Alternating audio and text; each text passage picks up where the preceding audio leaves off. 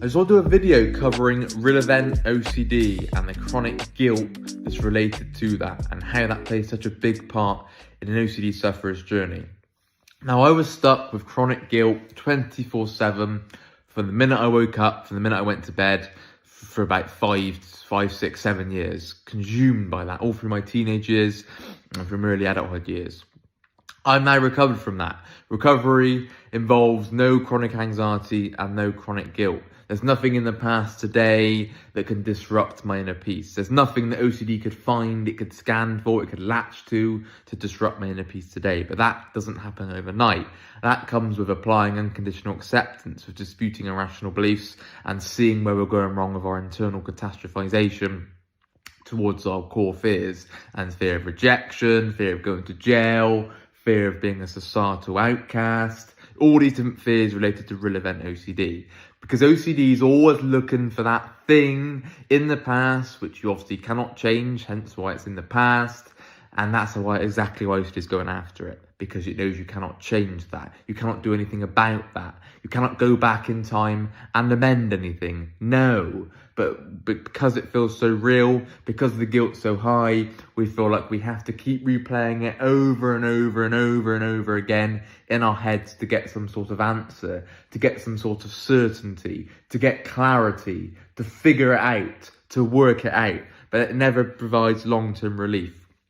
Peace will not be found that way.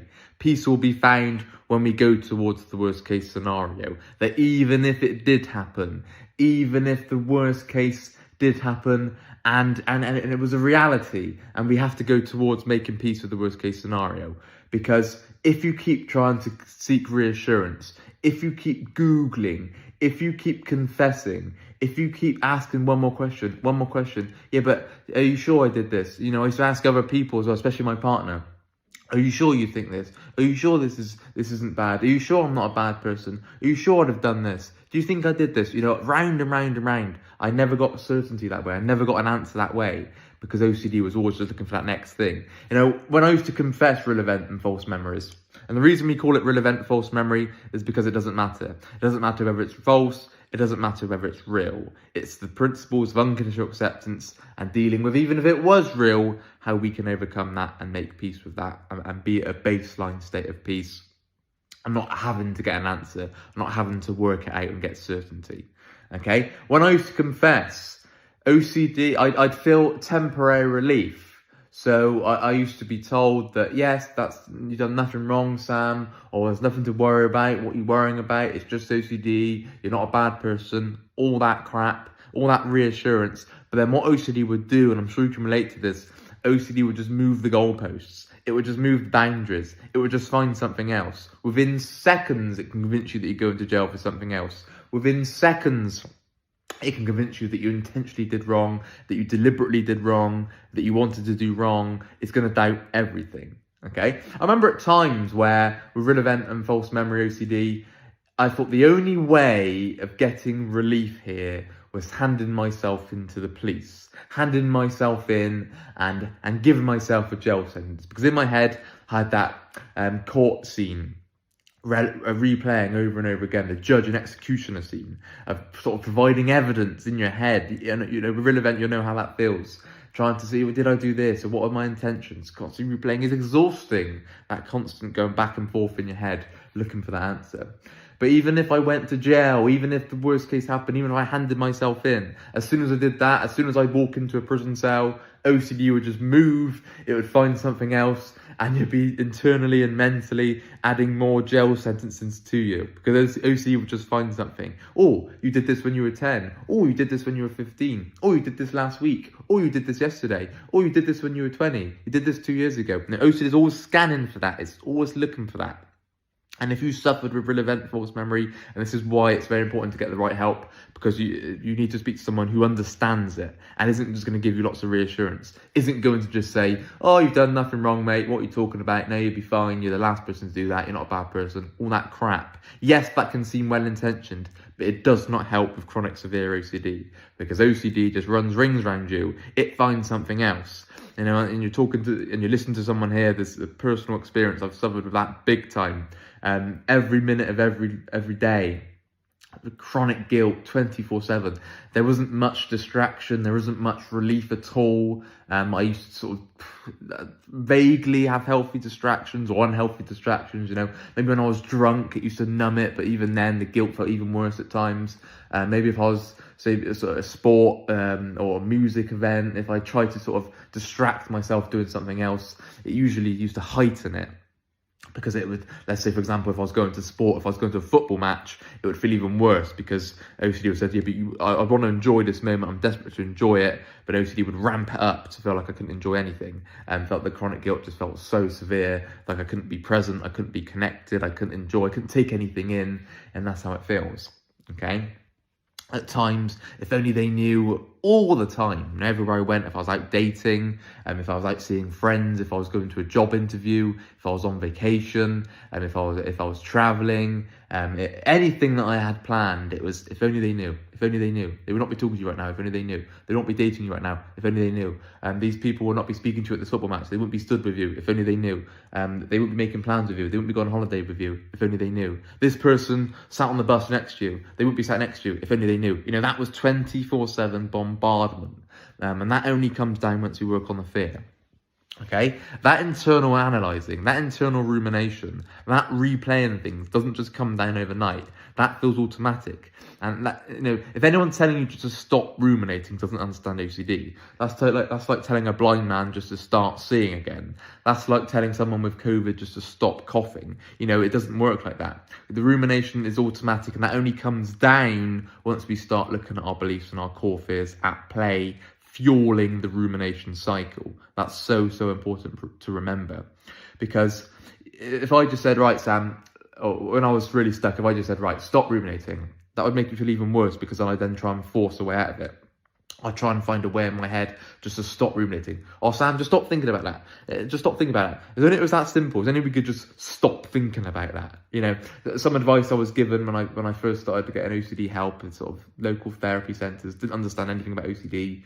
Well-intentioned, yes, but didn't understand anything about OCD. They would just say, sort of, think about it later.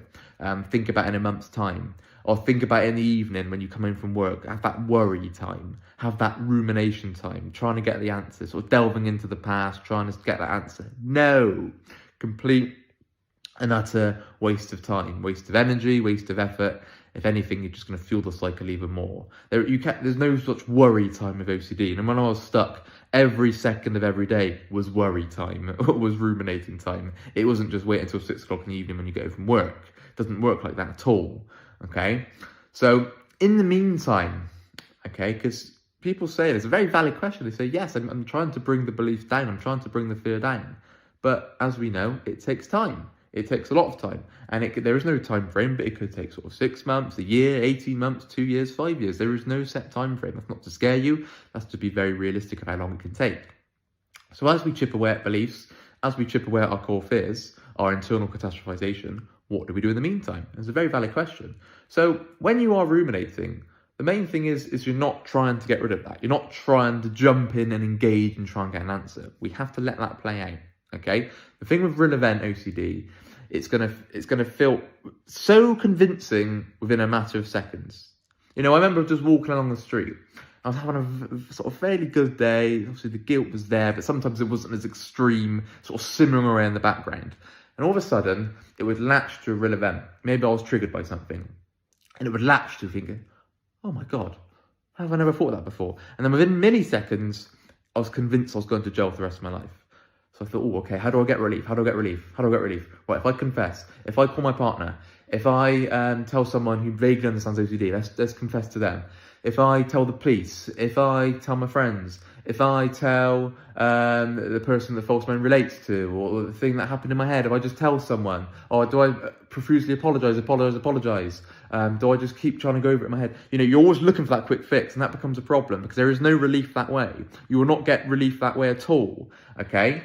The amount of messaging I used to do to people, oh, I had this, or do you think this of me, or did this happen? I can't remember what happened. The times of like consent, and did they consent? Drunken memories and things like that. I speak to a lot of people that are stuck with that because OCD targets those kind of memories. It targets those fuzzy, faded, uncertain, not quite sure what happened memories. Okay, it's going to go after that. That's why it goes after ages of development, sort of between the ages of 11, 12 to 15, 16, ages of puberty, that kind of age. Especially drunken moments, maybe moments sort of when you're half awake in the night and things like that. You know, when you can't quite remember. If you could remember 100% what happened and got certainty on that, then OCD is not going to go after it. But also, a very key point to remember here is that the real event OCD, real event will happen in our life. That all of our lives, we're all human, we're going to have real events. You know, even if it definitely happened, if it's a genuine real event, let's say you lost a family member, let's say you genuinely got ill and got diagnosed with cancer, let's say you genuinely went to jail, or you made a mistake and you go to jail, let's say you had a huge financial hit where someone made a huge mistake around you, or you made a huge mistake yourself. Let's say you're building a business, something, and something goes wrong, and you get hit with a huge financial loss. I know these things do happen in our lives. We lose family members, people die in crashes, plane crashes, people suddenly die or suddenly get ill, and then things change in our life, and humans adapt and they adjust, and humans become flexible towards that.